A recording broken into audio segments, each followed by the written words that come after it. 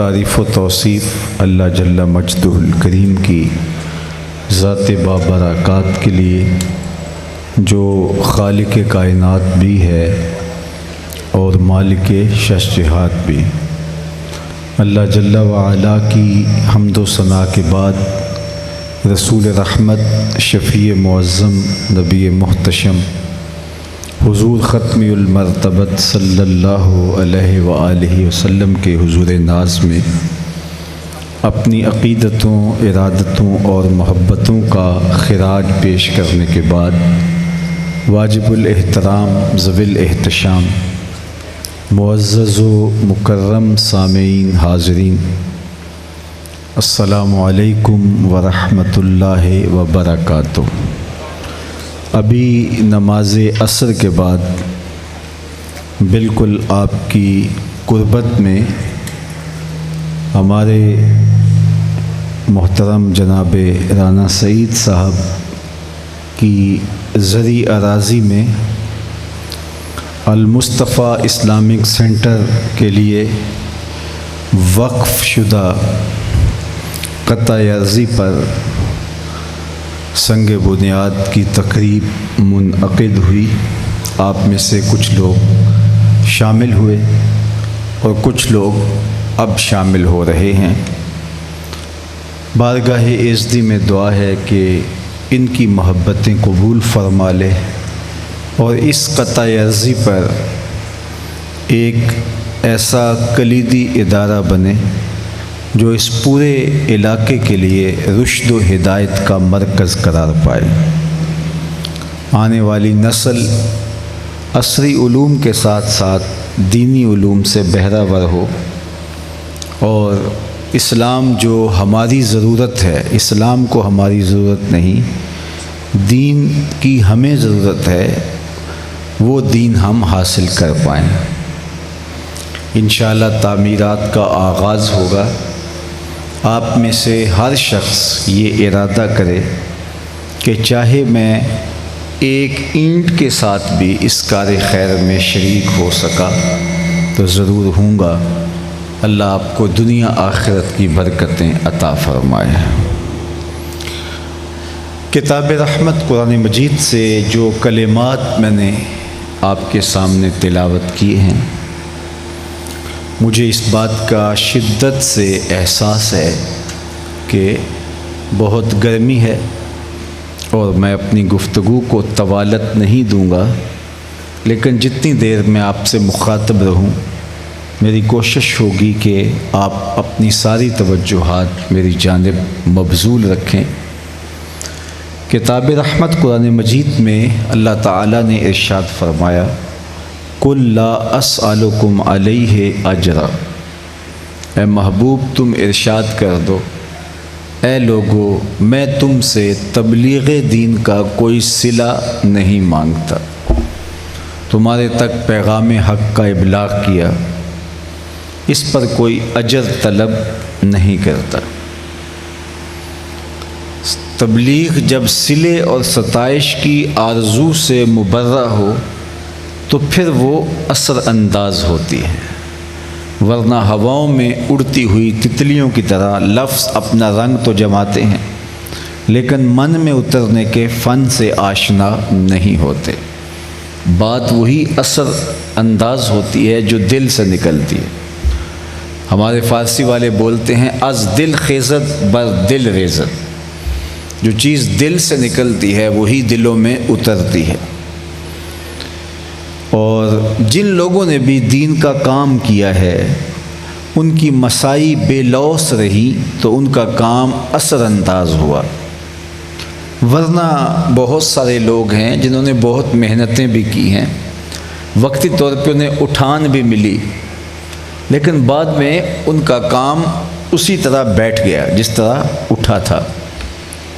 خلوص کی بنیاد پر کیا گیا کام دیرپا ہوتا ہے اور اس کے اثرات ختم نہیں ہوتے، اور جن لوگوں سے اللہ نے کام لیا وہ اولیاء ہوں، وہ انبیاء و رسل ہوں، اللہ نے ان کی خود حفاظت فرمائی تاکہ ان کا کام کسی غرض سے ملوث نہ ہونے پائے۔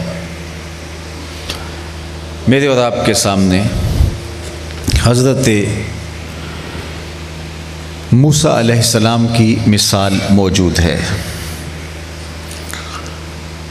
جب آپ کی ولادت کا وقت قریب آیا تو فرعون کو نجومیوں نے بتایا کہ تیری راجدانی میں ایک بچہ پیدا ہونے والا ہے جو تیرے تخت و تاج کو الٹ کے رکھ دے گا۔ تکبر اور رعونت سے بھرا ہوا فرعون بولا، میں وہ بچہ پیدا ہی نہیں ہونے دوں گا، اور بچے قتل کروانے شروع کر دیے۔ پھر لوگوں نے کہا اس طرح تو نسل مفقود ہو جائے گی، تو 1 سال بچے قتل کرواتا، 1 سال بچے چھوڑ دیتا۔ 70,000 بچے قتل کروائے فرعون نے، 90,000 حمل گروائے۔ اللہ کا کرنا، جس سال بچے قتل کرواتا تھا اس سال حضرت موسیٰ کی ولادت ہوئی، اور جس سال بچے چھوڑتا تھا اس سال حضرت ہارون پیدا ہوئے۔ حضرت موسیٰ کی ماں، جن کا نام یوحانس بتلایا جاتا ہے، سخت پریشان ہوئی کہ میری گود سے فرعون کے سپاہی بچہ چھین کے لے جائیں گے اور قتل کر ڈالیں گے۔ ماں کی ممتا تڑپی تو اللہ نے موسیٰ کی طرف وحی کی، پریشان ہونے کی ضرورت نہیں، ہم تیرے بچے کی حفاظت کریں گے۔ تم نے صرف اتنا کرنا ہے کہ ایک صندوق تیار کرو، اس کے بالائی حصے میں سوراخ کرو اور اس میں بچے کو بٹھاؤ اور دریائے نیل کی موجوں کے سپرد کر دو، پھر میری قدرت کے تماشے دیکھو۔ موسیٰ سلام اللہ علیہا نے ایک صندوق تیار کیا، اس کے اوپر والے حصے پر سوراخ رکھے تاکہ ہوا کی گزرگاہ رہے، اور اس میں حضرت موسیٰ علیہ السلام کو بٹھایا اور دریائے نیل کی موجوں کے سپرد کر دیا۔ اللہ کے وعدے پر مطمئن ہو کر موسیٰ سلام اللہ علیہ واپس گھر پلٹ آئیں، لیکن حضرت موسیٰ کی ہمشیرہ وہ بے چین ہو گئیں۔ جب صندوق سطح آب پہ تیر رہا تھا تو بہن بھی کنارے کنارے ساتھ چلتی چلی جاتی تھی، اور اگر صندوق ڈوبنے لگتا تو بہن کا دل بھی ڈوب جاتا، اور جب وہ تیر کے سطح آب پہ آتا تو دکھوں کی ماری بہن کے کلیجے کو قرار ملتا۔ خدا کا کرنا، پانی کا بہاؤ صندوق کو اس سمت لے گیا جدھر فرعون کا محل تھا۔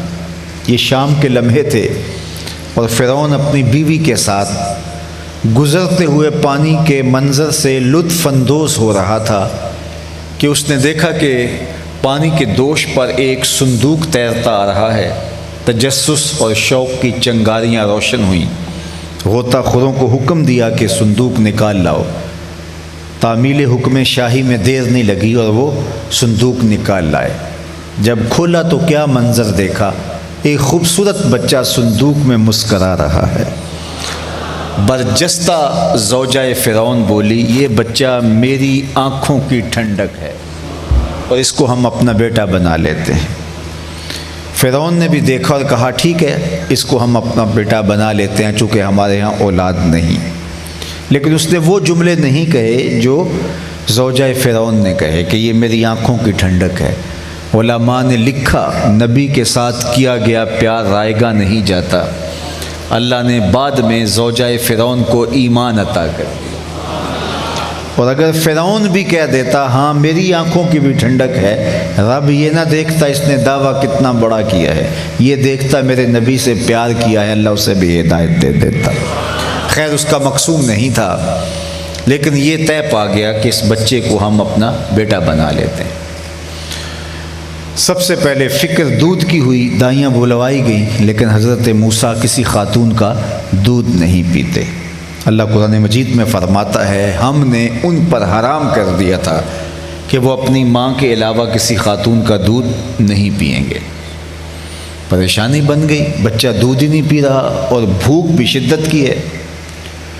اتنے میں حضرت موسیٰ علیہ السلام کی ہمشیرہ کنارے کنارے چلتے موقع پہ آ پہنچی اور اس پریشانی میں انہیں مبتلا دیکھا اور فرمانے لگی ایک دائی میری نظر میں بھی ہے جس کا دودھ بچے رغبت سے پی لیتے ہیں، کہو تو بلا لاؤں۔ انہوں نے کہا دیر کاہے کی، گئیں اور اپنی ہی ماں کو بلا لائیں۔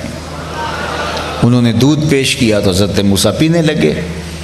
فرعون نے کہا اے خاتون، میرے اس بچے کو تم نے دودھ پلانا ہے، رہائش بھی قریب کر دے۔ اب آپ کی توجہ چاہوں گا ایک جملے پہ۔ فرعون کہتا تھا میں وہ بچہ پیدا نہیں ہونے دوں گا۔ رب نے کہا مجھے رب نہ کہنا اگر تیرے گھر میں پال کے نہ دکھایا تھا۔ اب سوال یہ ہے کہ اپنی ماں کے علاوہ کسی اور خاتون کا دودھ پینا نبی کی شان کے لائق نہیں، تو میرے اور آپ کے آقا و مولا نے حضرت حلیمہ سعدیہ کا دودھ کیوں پیا؟ یہ ایک سوال کھڑا ہوتا ہے۔ حضرت موسیٰ کو تو روک دیا کہ تم نے اپنی ماں کے علاوہ کسی خاتون کا دودھ نہیں پینا، تو پھر میرے اور آپ کے آقا و مولا نے سویبہ کا دودھ بھی پیا ہے، حضرت حلیمہ سعدیہ کا دودھ بھی پیا ہے۔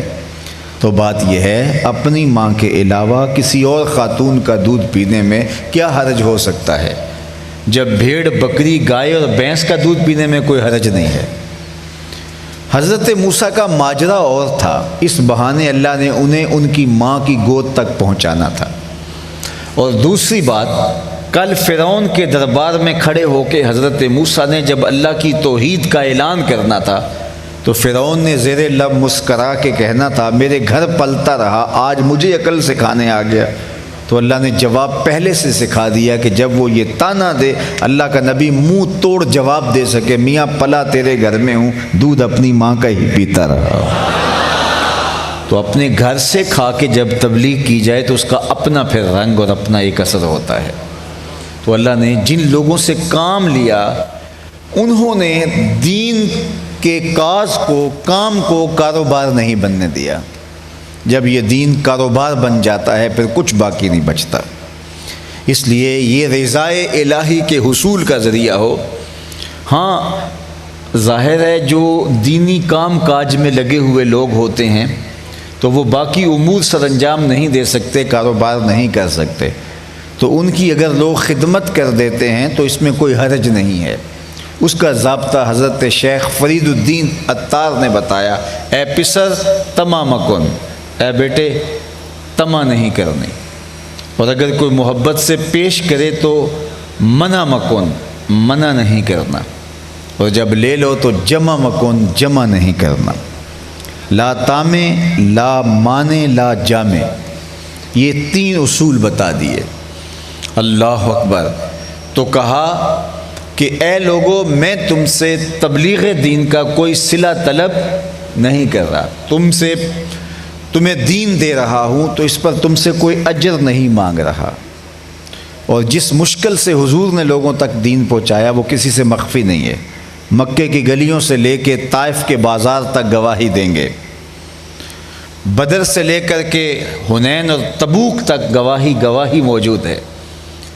لوگوں کے رویے، ناموافق حالات، نکتہ چینیاں اور لوگوں کے تلخ اور سخت جواب، مسترد کر دینا، پتھر برسانا، اوجریاں ڈالنا، راستے میں گڑھے کھودنا، کانٹے بچھانا، کیا کچھ نہیں ہوا تھا، لیکن اس کے باوجود تبلیغ کا تسلسل ٹوٹنے نہیں پایا، لیکن کہا اس پر تم سے کوئی اجر طلب نہیں کر رہا۔ الا المودۃ فی القربہ، ہاں ایک میرا تم سے سوال ہے کہ جو قرابت دار ہیں میرے، ان کے ساتھ تم نے حسن سلوک کرنا ہے، ان کے ساتھ تم نے محبت سے پیش آنا ہے، ان کے پیار کو سینوں میں جاگزیں رکھنا ہے۔ علماء نے اس پہ گفتگو کی، جب تبلیغ دین کا کوئی صلہ نہیں مانگا تو پھر اہل بیت کی محبت بھی نہ مانگی جاتی، وہ صلے کی صورت ہی نہ بن جائے۔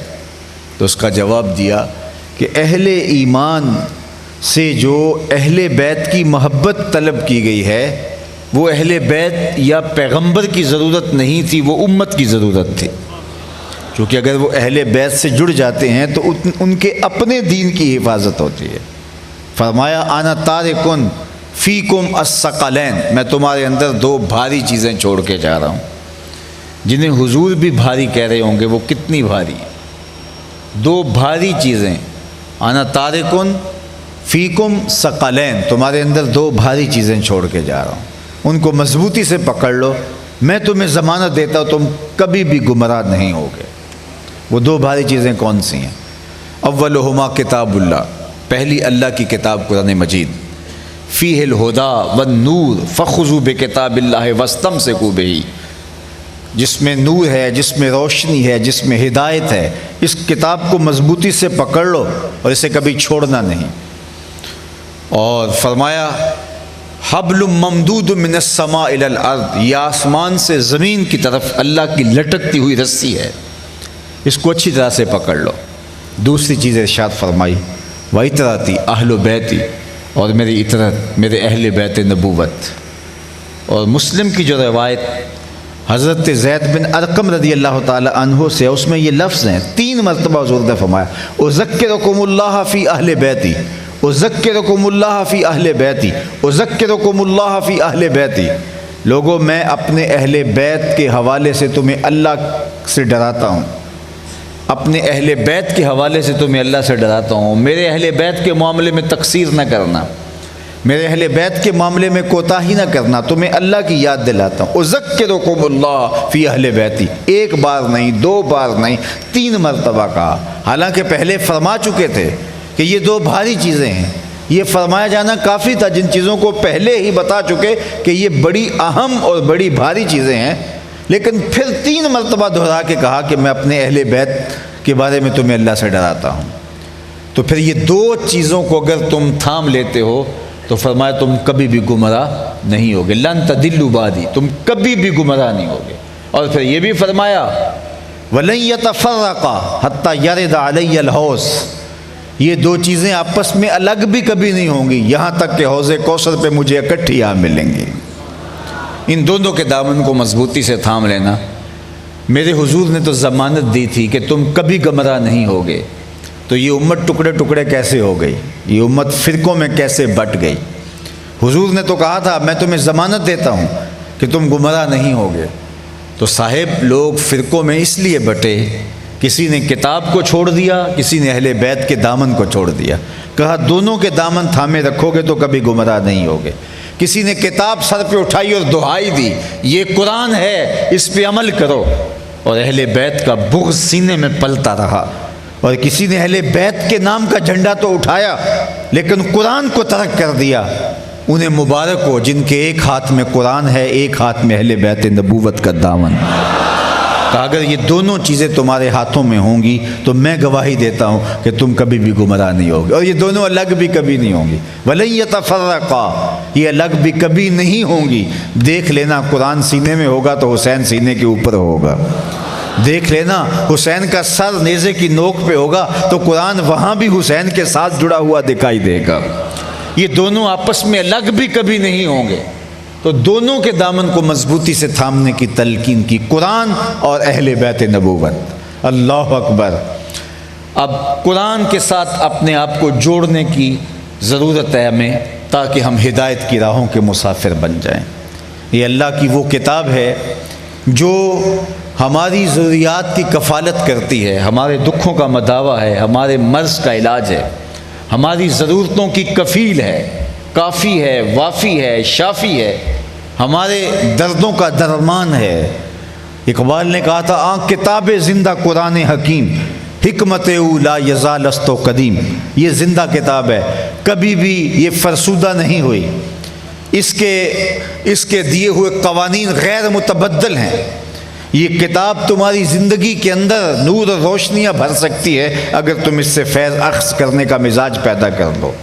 یہ کتاب تو کوئی اور ہی کائنات ہے۔ فاش می گوئم آنکھ در دل مزمرست، این کتاب نیز چیزیں دیگرست۔ اقبال کہتے ہیں میں کھل کے جو بیان کروں تو اگر تم غور سے سنو تو جو میرے سینے میں مستور ہے، چھپی ہوئی بات ہے، اگر میں وہ کھل کے بیان کر دوں، یہ کتاب نہیں ہے، یہ کوئی اور ہی چیز ہے۔